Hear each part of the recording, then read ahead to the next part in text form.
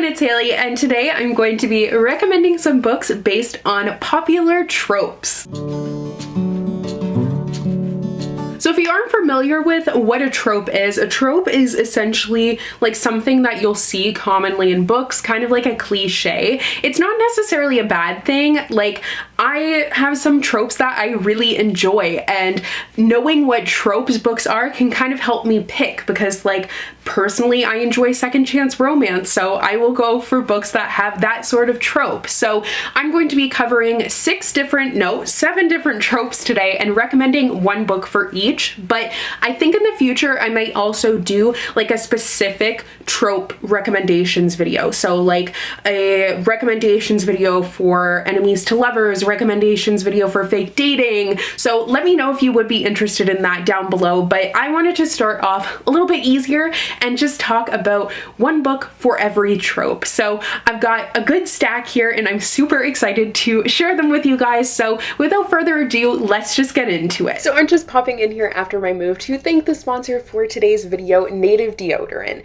So I have partnered with them multiple times in the past and it is always a pleasure. I love working with them because I really love their products. They have products that work and will make you feel good, and they're also good for you. So it's a win-win all around. Just in case you guys aren't familiar with Native Deodorant, so these are vegan and cruelty-free, and they are also aluminum-free, paraben-free, and sulfate-free. So obviously during the summer, you know, you want a good deodorant, and this is somewhere where you can't go wrong. It dries fast, it's not sticky at all, not uncomfortable. Like, I'm really picky with that sort of thing, so I really love these. So I have 3 scents here, and I have tried quite a few scents, and I have never been disappointed with these scents either. So here I have coconut and vanilla, and then next I have citrus and herbal musk, and then finally I have cucumber and mint, and all of them smell so good. I just like to kind of change it up depending on my mood, which is always fun. I especially feel like I love all of these scents for summertime because like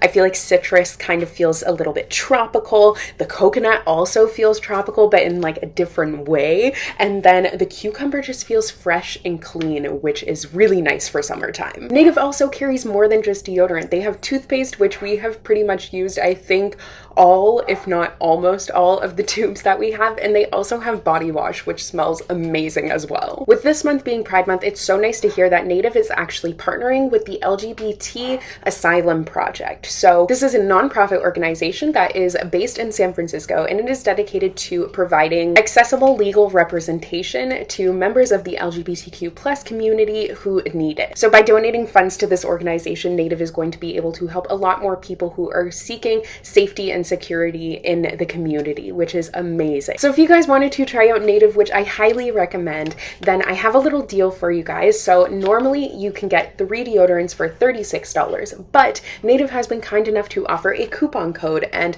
I will have the link down below as well as the coupon code, which is HaileyBook6. But if you use my link and code, you can get the 3 deodorants for $24, which is 33% off and a really great deal. And also using that code, you can get 20% off of any body wash or toothpaste. So thank you so much to Native for sponsoring today's video. I really love their products. They keep me feeling fresh, and that is super important all the time, like year round, but especially in the summertime, I really love it. So definitely check out that link down below if you guys were interested. So as I mentioned, second chance romance is one of my favorite tropes, so I'm going to start off with that one. So a second chance romance love story is one where the characters knew each other previously and they were friends, something happened, they haven't seen each other, whatever, but it just didn't work out then, but now it is happening. It finally is coming to be. Second chance romance, I kind of will get mixed up a little bit with friends to lovers because I feel like they are kind of the same general idea. It's just with second chance romance, it was a relationship in the past. Meanwhile, friends to lovers doesn't necessarily like have to be a relationship that was in the past. So that being said, one of my favorite second chance romances is Love in Other Words by Christina Lauren. So Christina Lauren is definitely one of my favorite romance author duos, like overall. I absolutely love them. They are probably my #1 one favorite, to be honest, but this is a story that completely blew me away. So it follows characters who they used to see each other every year at their cottage. They had a great relationship and it kind of formed into a romance, but then when they were young, things just didn't end up working out. And now it's years and years down the road, and the main character, Macy, ends up running into Elliot, who was her first and only love, this guy that she used to see at the cottage every year. So meeting him again ends up bringing up a lot of difficult things. She has to deal with a lot of feelings. This is like particularly a really emotional romance, and I think that's why I tend to kind of enjoy second chance romance a lot, because I feel like there's always a lot of romance behind it. There's a reason why it didn't work out in the first place, and I want to know like what that reason is, and I love seeing these characters like rekindle these feelings that used to be there before. It just is so lovely to me. I can't explain why. I just think it shows how deep their connection is and that it was always meant to be, and that is just something that I tend to enjoy. So I think this book did a fantastic job with that. It also deals heavily with books, and that is definitely something that I love, and like words and all of that, and it was just a pleasure to read. So definitely a great second chance romance for sure. Like, it's definitely one of my favorite tropes. I don't know what it is about it, but I just love it. So speaking of friends to lovers, I will actually go on to that one next. So I have to talk about Josh and Hazel's Guide to Not Dating by Christina Lauren. This could actually also be a second chance romance because the characters knew each other in college and they are polar opposites, so they never like came together, but Hazel has always had a giant crush on Josh. She has always been interested in him. It just never ended up working out, and now they come together again and things end up starting to work out. But first they do become like really great friends, and it's so lovely to see their relationship because they just clash in every single way, but it works for some reason. This is one of the most adorable adult romances I've ever read. I think it's probably my favorite. Like, if you watch my videos, I'm sure you've heard of this book before, but it definitely deserves all the hype that it gets because it is so cute, so fluffy, like absolutely just adorable. And it's the book that kind of introduced me to romance as a whole, but it is fantastic as a friends to lovers story. So you'll kind of notice that most books don't generally feature just one trope. So like, for example, I'm going to talk about an opposites attract story next, which is also another one of my favorite tropes, but that could also be Josh and Hazel, but it's friends to lovers. And like this one in particular really hits a lot of tropes, and that is Beach Read by Emily Henry. So this is what I'm recommending for an opposites attract romance, because you have a character who writes romance and you have a character who writes literary fiction, and they end up switching what they're going to be writing for the summer to try and beat writer's block. It's also second chance romance because they went to college together and they are seeing each other for the first time since then. And I feel like there's another trope that I can think of, but I can't exactly think of what it is right now, but those are like the main ones that this covers. And their relationship as opposites, it was so lovely to see them come together. Like, my boyfriend and I are pretty much polar opposites, so I think that's kind of why I really enjoy opposites attract romances, because it's something that I totally identify with. And there's something about seeing these characters that, like, for all like intents and purposes, it doesn't seem like they should be together. It doesn't seem like they make sense, but it actually does make sense for them to be together, and you can't really see them apart. And that's for sure what you get from the characters in this book.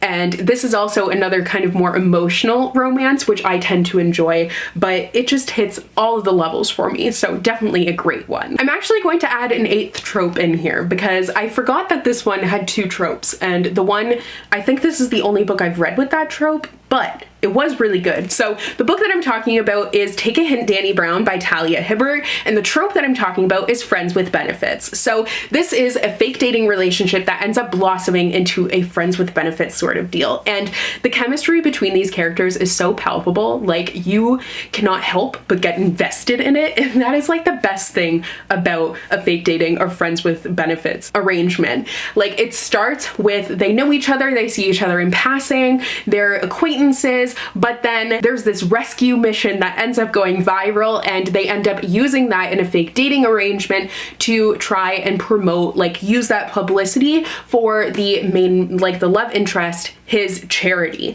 So Dani, she is interested in fake dating, so she makes that proposal and it blossoms into that. And you also have a main character who is bi, because Dani is bi, and then you also have anxiety representation in here. So it's just a great book overall, but oh my goodness, Talia Hibbert does such a great job with writing. Like, her writing is so easily readable. It's something that you can't get enough of. You have to keep on flipping the pages, and for sure with this relationship, I knew they needed to be together and I knew they would end up together, but like, it was just, I was on the edge of my seat the entire time, and oh my goodness, the romance was chef's kiss amazing. So originally I was going to just talk about Take a Hint Dani Brown for fake dating, but I'm glad that I remembered that I had Friends with Benefits in it, because I really wanted to mention this book as well, and that is The Kiss Quotient by Helen Hoang. This is such a great representation of fake dating. It is so steamy and so great. Like, keep in mind, I don't really love a ton of smut. I think this would be probably like my smut level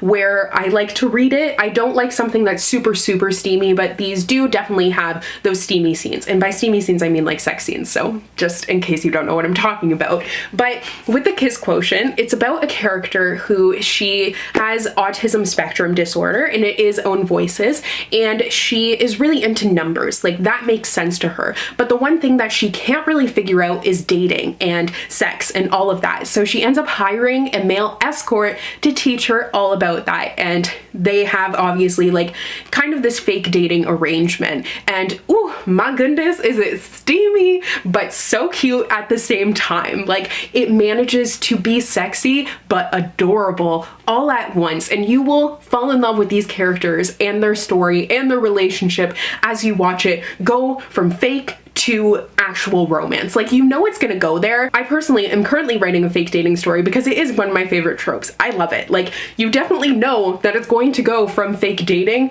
into like actual love, but I'll never get tired of it. Speaking of fake dating, next up I wanted to talk about the love triangle trope. So this isn't my favorite, and it's not one that you really see too often anymore, but it can be done well. Now, most of the recommendations, actually all of the other recommendations that I have here, are adult books, but I couldn't think of any adult ones that had a love triangle. So this is YA, but it's really amazing, and that is To All the Boys I've Loved Before by Jenny Han. I'm sure you've heard of this. This isn't like a revolutionary, you know, ever since the Netflix adaptation, it has been getting the publicity that it deserves, but it definitely features a fake dating arrangement, but also a love triangle. And it is one of my favorite love triangles, because generally I don't love love triangles, but this one, it worked for me. And it just has like, each relationship in the love triangle is equally as adorable, because there's a few that I can think of, but there always tends to be like one relationship that I'll favor. But in this case, I don't think that there really was. Like, I would have been happy either way. I definitely did have like kind of a preference, but for the most part, I was like, either way this goes, I will be pleased with how it ends up ending. So if you are still into the love triangle trope, this is definitely a great one to go with. Also, I mean, maybe I'll do a recommendations video for it, but Love Boat Taipei by Abigail Hing Wen is also a great love triangle. Next up is Enemies to Lovers or Hate to Love. I feel like it's pretty much the same thing and they're kind of synonymous, but this is probably the most popular trope, but it's also one that I kind of struggle with. I'm not the biggest fan of it, and I've talked about this before, but I really struggle to get behind it sometimes because I don't see the foundation for the hatred all the time, and I feel like it seems kind of silly why they hate each other, and it's just added there to have the angst of them finally getting to romance. But there are some that I've really liked, and one that I wasn't expecting to feature this trope is Paris is Always a Good Idea by Jenn McKinlay. So this is a romance that it features the enemies to lovers trope, and I wasn't expecting that at all, because it's about a girl who goes to try and find herself again. She's going on this trip around Europe that she took when she was younger to meet with her old ex-boyfriends, and she's hoping to rekindle a romance there. But it ends up not really going that way, and the romance goes an unexpected direction, and it ends up being enemies to lovers, and this enemies to lovers really worked for me for some reason. Like, I don't know why, but I did really love this one. So I feel like when it's not like the hatred is kind of more playful, that's when I can get behind it. I don't know. I'm very picky with it, so it's kind of hard for me to explain, but I think this book definitely did enemies to lovers really well. And my final recommendation is for Forbidden Love. So I haven't really read all that many forbidden love romances, but the one that I decided to go with is Red, White, and Royal Blue by Casey McQuiston. So I think this is forbidden love in a way. It definitely is enemies to lovers, I think, is the main trope in here, but it is forbidden love because the characters kind of can't really be together because of prejudices. So this is a male-male romance. It is with Prince Henry of Wales and the first son of the President of the United States. And they are enemies, but then there's like this whole scandal. So then they have to try and appear as friends for publicity, but they end up actually forming a relationship, and it is adorable, so cute, and it does have that forbidden element to it because it's not like really supposed to happen. So it kind of has to stay secret, and it just, oh, it's so amazing. Highly recommend this book. It is beautiful and everything I wanted, and definitely a great forbidden romance, but also just romance in general. Okay, so that is all for my book for every trope recommendations. Like I said, I definitely do want to do like specific trope recommendations videos, so let me know which trope you would like to see first, and I can definitely do that for you guys. So I hope you guys enjoyed. Please let me know what you would recommend for each trope as well, because I'm always looking for like new books to read with tropes, especially the ones that I love, and I know that will probably help a lot of you guys watching as well. So thank you so much for watching, and I will see you guys in my next video soon. Bye!